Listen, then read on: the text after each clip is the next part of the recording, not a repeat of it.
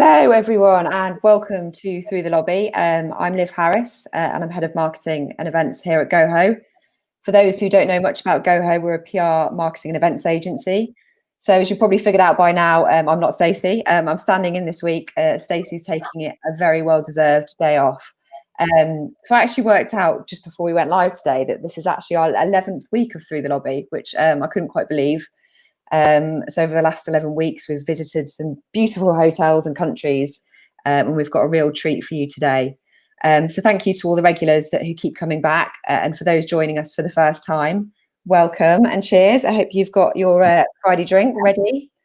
So we launched Through the Lobby at the beginning of lockdown, as we wanted to give you the chance to explore some of our favourite hotels and venues whilst they were closed.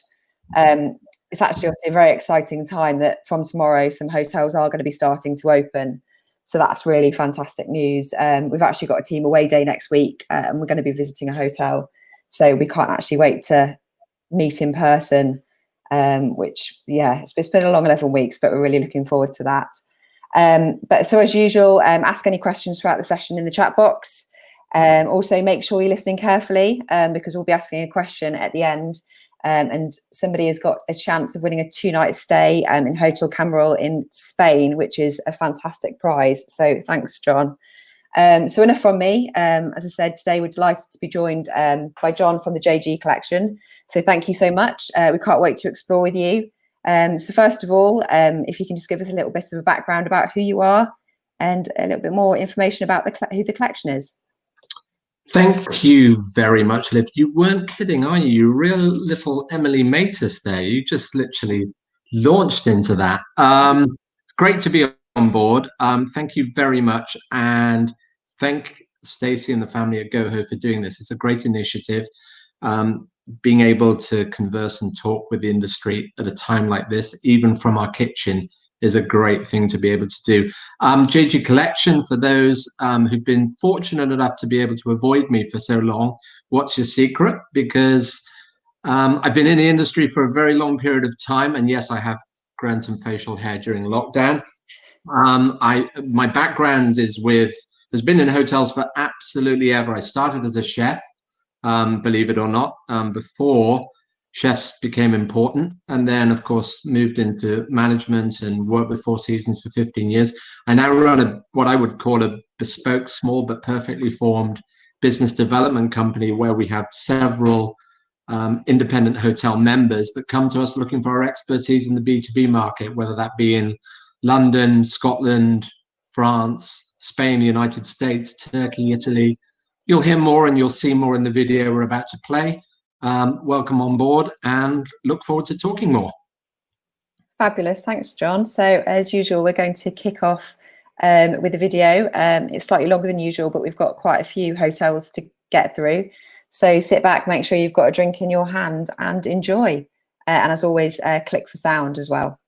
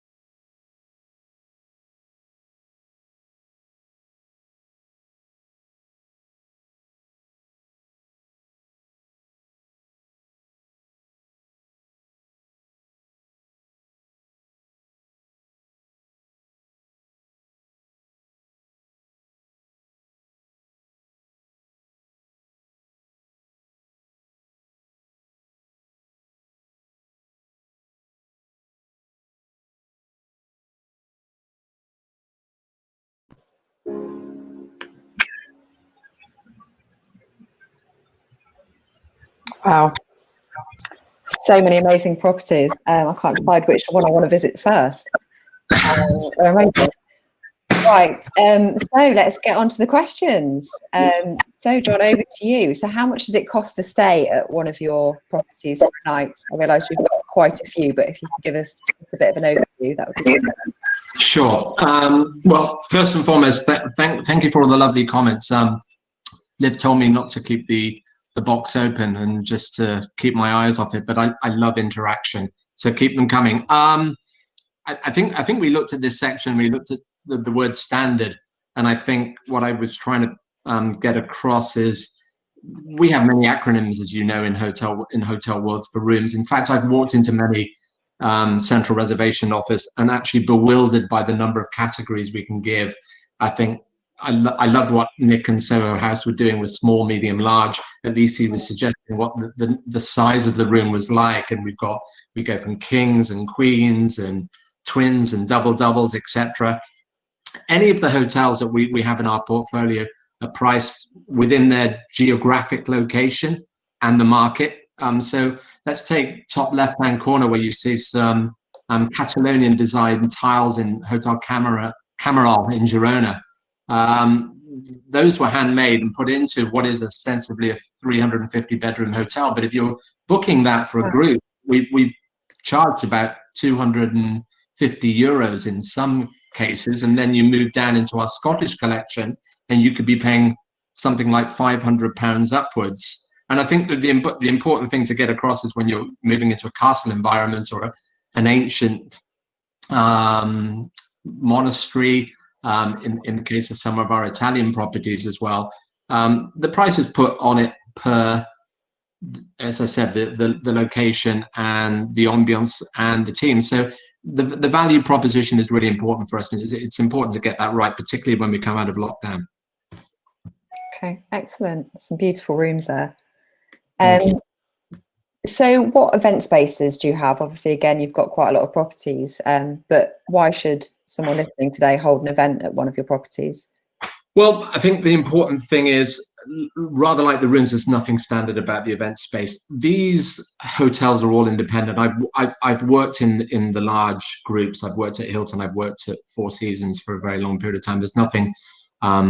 There's a lot of extraordinary about both those companies. But when you work within an independent environment, you're very much working with the independent owner themselves, and so it's their vision they're trying to portray. So if you look at London, for instance, a great example where we have Vintry Mercer in the city just behind Mansion House, and then you go to Ampersand in southwest London, right by the Natural History Museum. Both those hotels are really holding the DNA of both their destinations, and there's a story throughout. So in Vintry's case, the bookcases within the meeting space have been curated.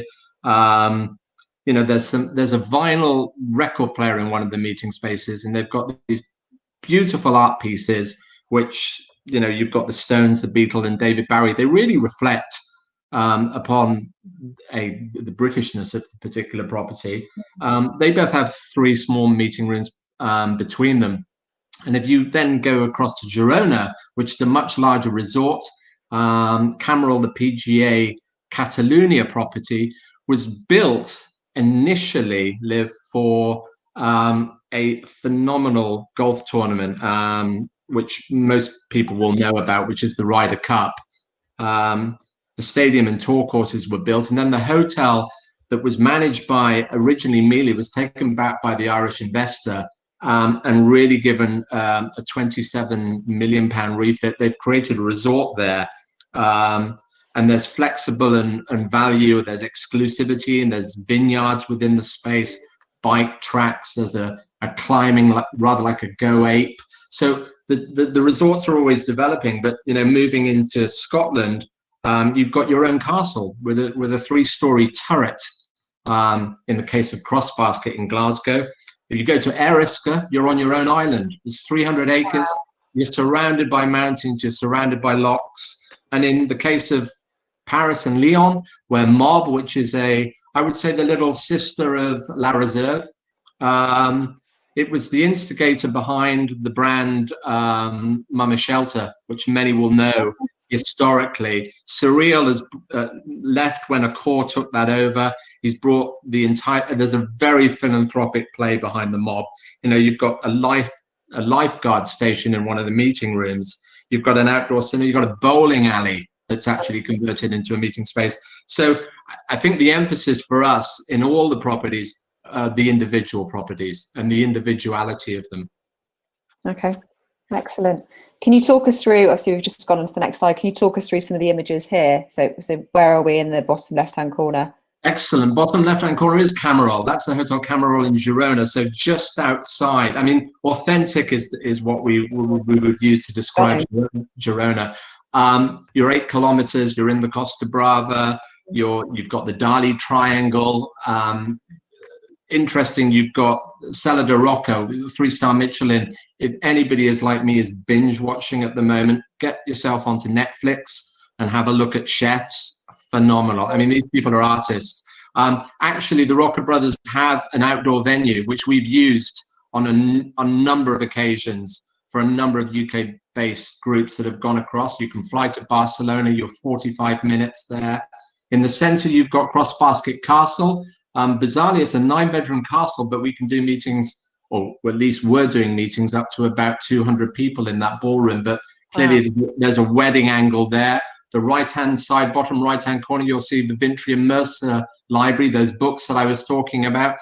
Flip up to young Andy Murray, who's back in the news now because he's playing a bit of tennis. This is Andy's hotel up in Perthshire, Cromlix, Dunblane. That is actually a billiard table. So you flip 360 and you can play your billiards. So versatility is important. You can see the lifeguard station in the top left-hand side, and in the middle there in Turkey, you've got a cinema, silent cinema. You put your headphones on there, you can sit along the beachside. That hotel's now open and operating, possibly more as a resort, phenomenally popular with families, but we also can do meetings and incentives out there as well. Amazing. So many incredible spaces. It's hard to know which one I want to go to first. So you've given us lots of reasons already, but what makes your hotels different from any other? Yeah, I think when we look at them, I mean, let's take, I haven't got an image of Almac in Barcelona for a moment. They looked ahead of what is important. I think possibly after this, and probably lifestyle as well. They've got the only Michelin star vegan chef in Spain that's opened a restaurant in the property called Veron, and that is built into our lifestyle kind of wellness that I think a lot of planners, a lot of meeting people are looking for as well. It's not the only thing that he can cook, but I think it's pretty important, and that I think kind of filters down within each of the properties as well. If you look to the Mob, which there isn't an image there, or there is with the diving board and the I think I call it the Baywatch room because of that element at the back there.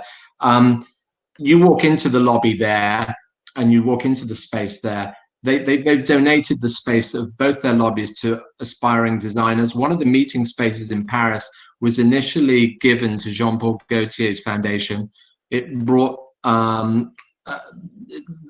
poverty-stricken children into design environments. So we actually held classes in that conference room for a very long period of time when the hotel opened up, to bring these children into a world that they would not have yet discovered. That's backed by Dauphine in Brazil, who's a famous designer as well. We actually ended up then building, because we're then moving to the second lifestyle within Mob, and that's Mob House. And we've actually constructed a school for children opposite. And, you know, the neighborhood can come into that space.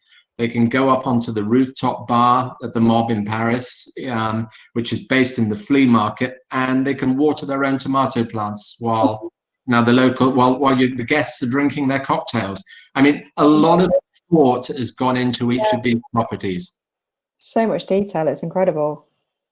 Well, I think there's a story. I think story. Yeah, I like the story element to each of them. We talk about story and content so often.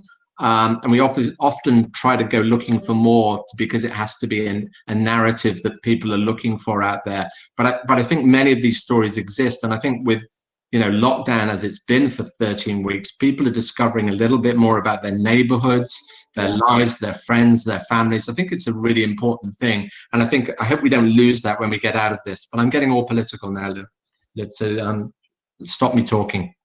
So it's all good. Okay. So the question that is probably our most popular question through this series is, we want you to dish the dirt. So who's been one of your favourite guests? Oh, you see, look at there was I thinking we're all philanthropic, and really we're looking for a bit of social. Oh, I think I've missed my slide, or I probably should skip past it one more.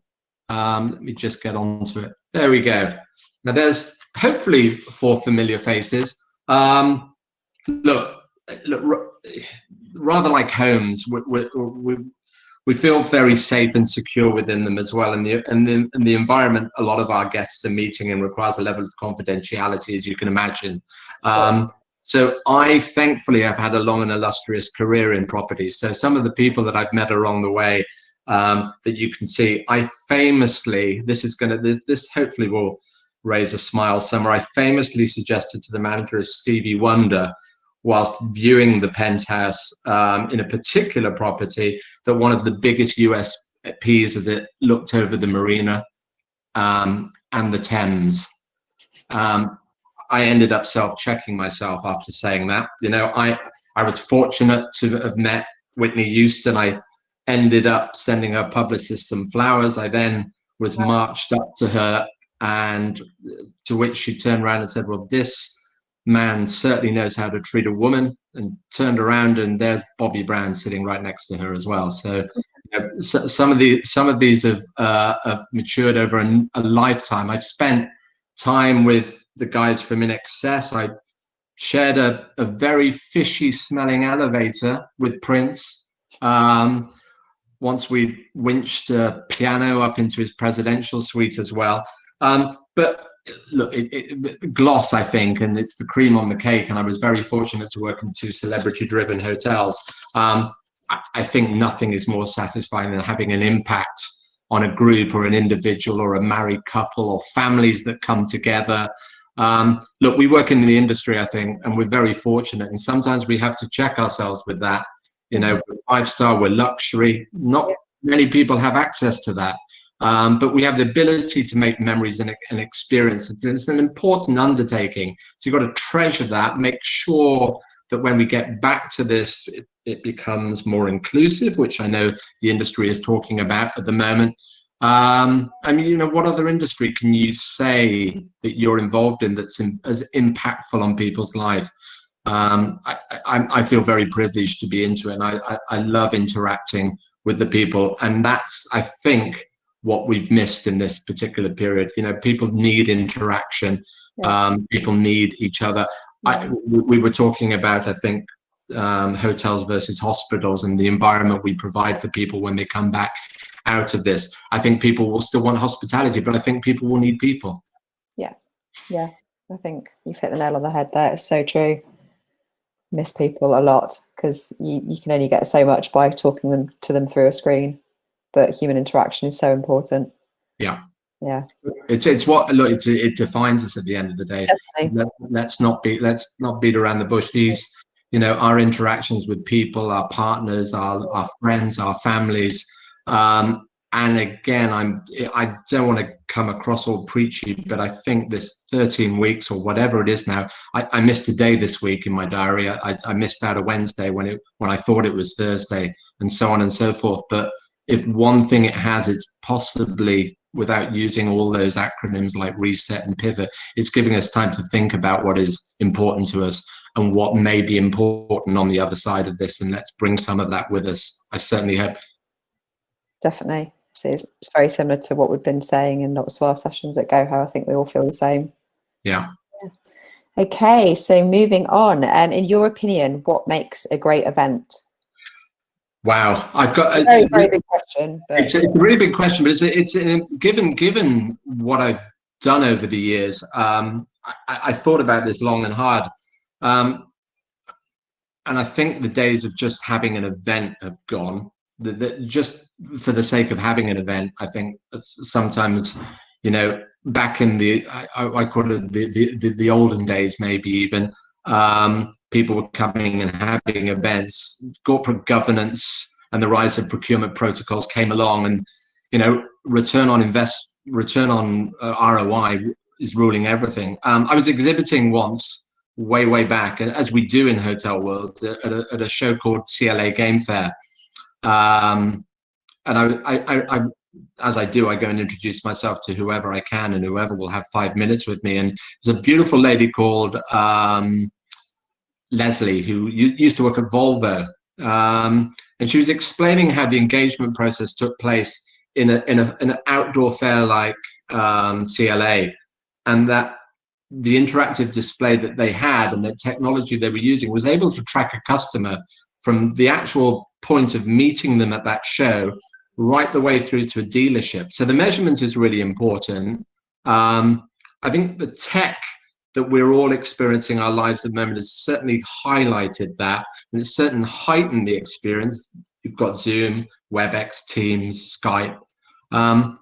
Live interaction and audience, in my personal opinion, you cannot replace. But I think the blend of technology within that space coming out of this, I think, is really important. If you're interacting, having done all the planning and found out the real meaning and reason for people to gather together, because they may not know themselves, but doing spot surveys, personal profiling, AI, they become narratives. The why, I think, in the piece is really important. It should be the center of it as well. We get profiled so much within social media with TikTok and Facebook, etc. as well. The world looks smaller through all these things. I was you'd seen an image back there, I'm sorry, of the Bellagio, the Aria Ballroom. I go there every year, every August, at the Virtuoso Showcase. There's about 3,000 of the world's best people there in the agency market for leisure travel and so on. We've got 4-minute speed dating for 4 days from 8 till 4 in the morning. I usually have to take a week off after it. Everybody in hotels is there, everybody that's the key movers and shakers. And yet all we're doing is communicating about our product instead of communicating about ourselves. And I think we need to blend that somehow. Okay. Brilliant. And so last question before we go on to any questions from the audience is, talk us through the most creative or best event you've ever held. I've been involved in so many, and the list was endless, and clearly confidentiality wise, I come back to this one, and it's not just because via an unknown agency, because I clearly don't want there to be any competitors to Goho, but people will know it in the industry, because 4 million was spent on the launch of the Jaguar XE many moons ago. You can see the Chinook helicopter that winched it above London Bridge at the time. We're involved in a lot of that. Toyota, great freelance lady there that worked with an agency, Bentley in Girona, Toyota at Vintry Mercer, because it's got a very sustainable footprint, that hotel. But when Jaguar XE launched, and we were involved in it from an accommodation point of view through the agency, through a property that people may be familiar with, the Me London, because we launched that brand way back. The Chinook helicopter lifted the car onto a high-speed landing craft and positioned itself in a red-lit London eye. And Emily Sandé sung a 25-minute set before it then went down to my other ex-hotel in Chelsea Harbour, and was escorted by 2 1960 Mark II old-fashioned police cars onto a stage in Earl's Court with a 3,000-strong VIP reception, which was narrated by John Hannah with the music of the Kaiser Chiefs, Eliza Doolittle, the Royal Ballet, and the Royal Philharmonic. Now, if you were around in that time when it actually happened, you would have noticed it in the subsequent PR that's come out of it. It's quite interesting now when you look at it. I actually went onto the company site quite recently to see how they were doing, and they've actually launched a Jaguar in a virtual space. So they haven't actually moved anywhere, but the new space is virtual whilst the rules permit. And if I can, just because the agency market and my mentors, some of my great friends, some of the industry people that I've worked with for the best part of 25, 30 years have been entirely decimated by what's gone on. If we look specifically at the meetings market. There appears to be little light unless you're looking at hybrid events for the foreseeable future, and that's a worry for me in the industry. I've campaigned. I'm on Grant Chaps's Twitter. I'm Richie Sunaking this and that. I think there needs to be some support without being too political about it at the moment. Some of these people have businesses that have thrived for many, many years up until March. We're keen to find, as everybody is, a virus so that those people can get back, and it's going to affect a lot more, unfortunately. I just hope we can get a solution, and I hope we can start getting the country going again. Yeah, we feel the same, definitely. Hopefully we can. So I'm just conscious of the time. We've had a few questions come through. So firstly, from Charlotte, she says, please remind us where the Michelin-starred vegan chef is in Spain, and can you just go there for dinner?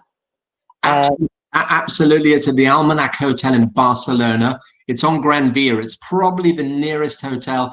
Look, I'll give them a name check because I've done some work with them, to the Mandarin Oriental in Barcelona. It's dead center. They actually are a brand that's expanding into Vienna later next year, possibly. Now there's a refurbishment at the Alcon in Prague, which is part of the same family. Okay, and Charlotte also says, could you do a small wedding vow renewal there? I have some vegan friends in Costa Blanca looking for a venue, so this sounds perfect. It's really interesting because just when we sat about November, I think, is EIBTM in Barcelona, it was interesting that they were actually picking up one of the great things about that hotel. It has an outdoor and indoor terrace, the only one central. It has a ballroom. Okay, by 90 in terms of capacity, is quite small in comparison to a lot of other hotels, but it is the largest one in central Barcelona, and by volition, by having that space that's indoor and outdoor, makes it perfect. And we have done a lot of weddings there. By all means, contact me, let me know how I can help. I'll put you in touch. I think September 1, every hotel in my portfolio is open. In fact, Camiral opens today with their Ryder Cup golf course, and yeah, all the hotels bar London are open at the moment. September the 1st for Almanac Barcelona. Okay, brilliant. Thank you. And just one last question. This is from Rich. You said you started as a chef, John. What would be your own signature dish? Oh wow, what a great question! Because I love food that's uncomplicated. If you go to Scotland, and we're very lucky actually, and again back to working in this industry, there has to be some benefit. Apart from all the beautiful people in it, you get treated sometimes. And Michelle and Albert Roux are friends of the Scottish Collection. They've advised on a lot. I was fortunate to eat at the Gavroche, and you have to try the cheese souffle there because it was the Queen Mother's favorite. I mean, it's a very traditional environment, and people look at me and think, oh my God, you must see everything. You launched Thompson Hotels, you did SLS, and so on and so forth. But I like things that are uncomplicated. You cannot overcomplicate a scallop dish. You cannot overcomplicate fish in many respects, because that's the beauty of them. The trick is in the cooking. And that's probably not answered the question. I'm sounding like a politician, but I love natural. Thank you. Excellent. Right. So we will do the question to reveal who's going to win or see the very special prize. So I hope you've all been listening. So as normal, if you can write your response in the chat box, we'll give you just under a minute to write your answers, and then I will use the trusty random number generator to pick a winner. So today's question is, which global event was the stadium golf course built with the intention of hosting in the future? And that's the stadium golf course at the Camiral Hotel.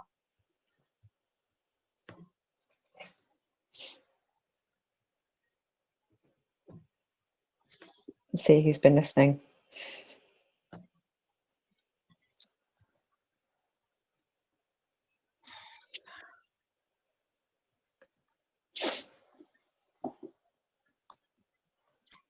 Big cheer, they're open today. Mm-hmm. It's such a fantastic prize as well. Okay, 10 more seconds. Anyone else want to answer? The person that's going there, let me know. I fell in love with Girona. Beautiful walking tour. It's got there's a There's an ice cream shop that the Rocker brothers have that make bizarrely asparagus. It's like Willy Wonka's factory. Liv, you'd love it. For the kids, it's great. There's a queue outside. It's just amazing. Sounds amazing. Okay, so I've put the numbers in. And so the winner of this fabulous prize is Melissa Taylor. So well done, Melissa. We'll have put you in, John. And that is a very fantastic prize. I'm very jealous. Enjoy. So thank you so much, John. It's been brilliant chatting to you. And we nearly stuck within 30 minutes. We've only gone over by a few minutes, which I think is quite impressive. So thanks everyone for joining. Have a fabulous weekend and cheers. And we hope you can join again soon. Thanks, John. Thank you, everybody. Thank you. Bye-bye.